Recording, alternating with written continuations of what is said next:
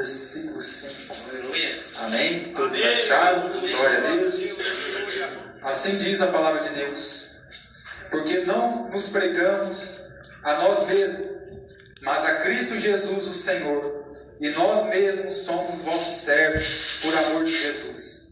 Porque Deus que disse que das trevas resplandece a luz, é quem resplandeceu em nossos corações, para a iluminação do conhecimento da glória de Deus na face de Jesus Cristo. Temos, porém, esse tesouro em vaso de barro, para que a excelência do poder seja de Deus e não de nós. Em tudo somos atribulados, mas não angustiados, perplexos, mas não desanimados, perseguidos, mas não desamparados, abatidos, mas não destruídos, trazendo sempre por toda parte a mortificação do Senhor Jesus no nosso corpo, para que a vida de Jesus se manifeste também em nossos corpos.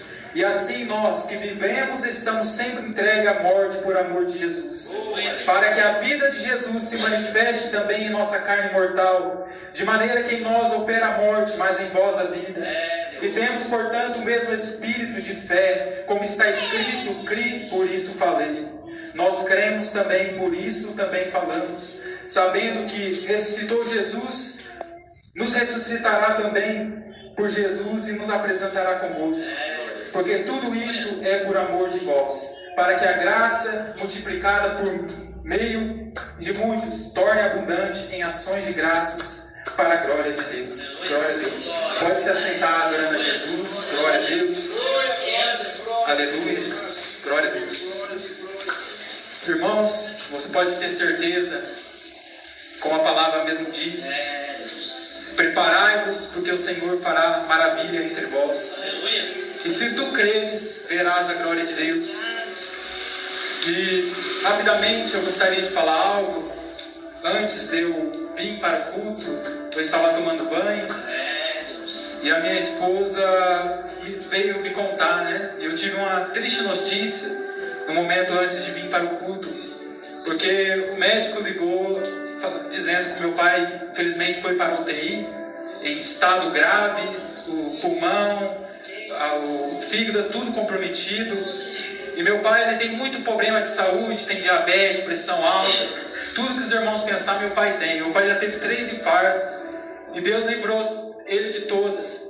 Mas agora as coisas ficou mais grave ainda do que já estava. E ele se encontra internado neste momento. E eu até meditei comigo mesmo se eu viria nesta noite. Mas Deus falou fortemente dentro de mim: vá, porque eu estou contigo, pelo que der Ele é. E como nós que fomos chamados por Deus, não podemos fugir do chamado de Deus. Porque quando nós temos um compromisso sério com a obra, nós temos que cumprir independente das circunstâncias. E as minhas orações, porque para os médicos neste momento é impossível, mas nós temos um Deus que para Ele todas as coisas são possíveis. Nós sabemos que para Deus todas as coisas são possíveis. Mas a minha oração, eu oro não dizendo para que seja feita a minha vontade, mas que seja a vontade do Senhor.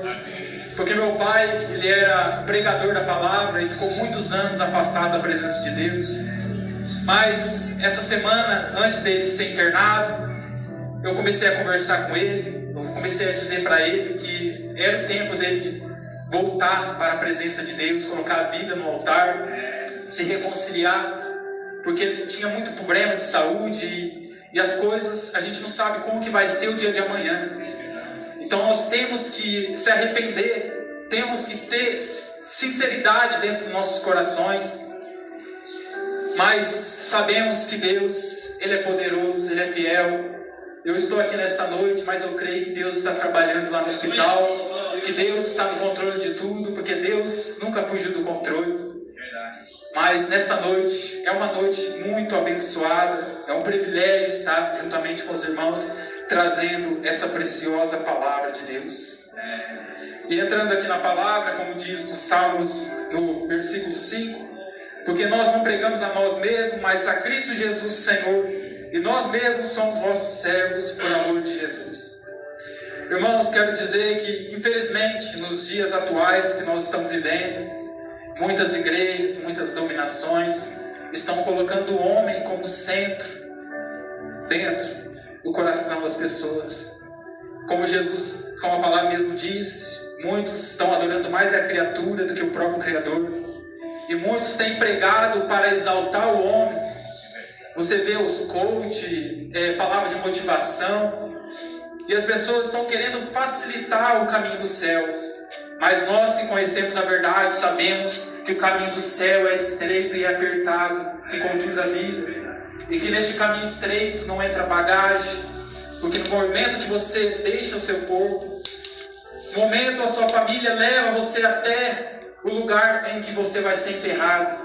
Mas a partir daquele momento é você e Deus. Naquele momento nós teremos dois caminhos para seguir. E a única certeza que nós temos nessa vida é que todos nós um dia iremos deixar esse corpo. Mais uma pergunta que Deus faz para nós nesta noite: se por acaso chegar a sua hora de partir, será que nós estamos prontos para ter um encontro com Ele? Será que estamos prontos para entrar para as portas do céu, para as portas celestiais, para ter um encontro com o nosso Senhor Jesus Cristo? Como está a nossa vida com Deus? Como está a vida espiritual? Você tem orado bastante? Você tem se consagrado? Você tem meditado na palavra de Deus? Porque nós sabemos, porque diz lá em Timóteo, que nos últimos dias muitos se apostatariam da fé, que muitos se esfriariam na fé, muitos se afastariam do caminho do Senhor, porque procurarão doutores conforme as suas próprias concupiscências, ajuntarão sobre si doutores conforme as suas próprias concupiscências. E nós sabemos que os tempos que nós estamos vivendo é um tempo muito difícil. Nós sabemos que o amor se esfriou, sabemos que a apostasia está em todo lugar. Hoje em dia você vê muito difícil uma pessoa ser curada dentro de uma igreja, um paralítico andar, um cego ver. E essas coisas estão acontecendo porque o amor das pessoas se esfriou. As pessoas estão apostatadas.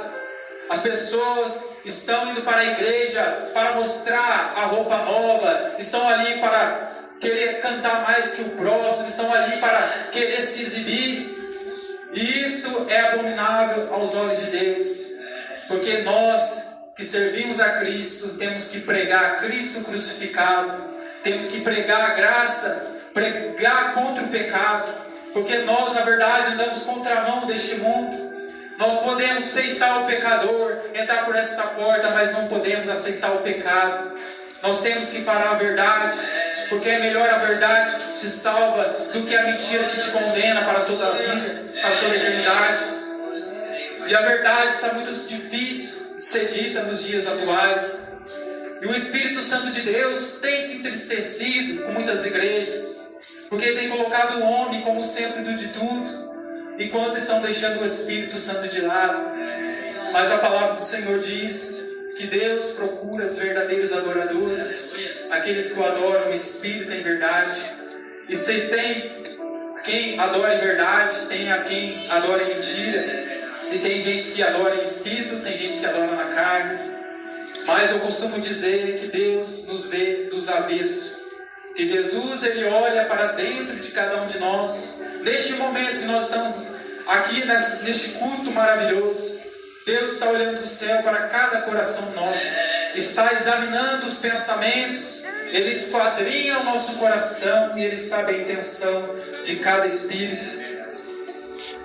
E continuando a palavra de Deus, no versículo 6... Porque Deus que diz que das trevas resplandece a luz, e quem resplandeceu em nossos corações para a iluminação do conhecimento da glória de Deus, na face de Jesus Cristo.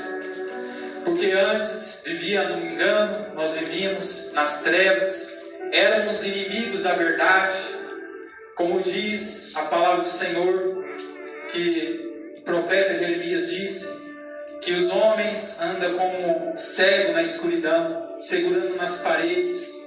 E quem anda na escuridão não sabe para onde vai e não sabe onde está. Ele começa a tropeçar durante o caminho. E quando Cristo não tinha vindo ao mundo ainda, o mundo estava nas trevas, estava na escuridão. Mas como diz a palavra de Deus, que Deus amou o mundo de tal maneira que entregou seu Filho único para que todo nele crê não morra, mas tenha vida eterna. E quando Cristo desceu, a luz desceu. E a luz verdadeira é a luz que é Jesus Cristo, que alumia todo homem. E quando nós recebemos a verdadeira luz que desceu direto de Deus, nosso entendimento começa a se abrir e nós começamos a entender que verdadeiramente não há outro caminho, é somente Jesus. E o que Deus exige da igreja nesses últimos dias é arrependimento e santidade.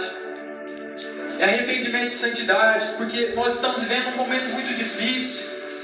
Nós estamos vivendo em tempos trabalhosos. Estamos vivendo no mundo onde o pecado tem sido normal para aqueles que estão lá fora. A gente vê o mundanismo entrando dentro das igrejas. A gente vê tantas coisas terríveis acontecendo. E parece que o círculo está se apertando cada vez mais para a igreja. Parece que cada dia que se passa, nós sentimos mais aflições. E se você sente aflição, você vai concordar comigo. Cada dia que se passa, a gente fica mais aflito. A gente, como se a gente estivesse dentro de um círculo, e esse círculo começa a se fechar.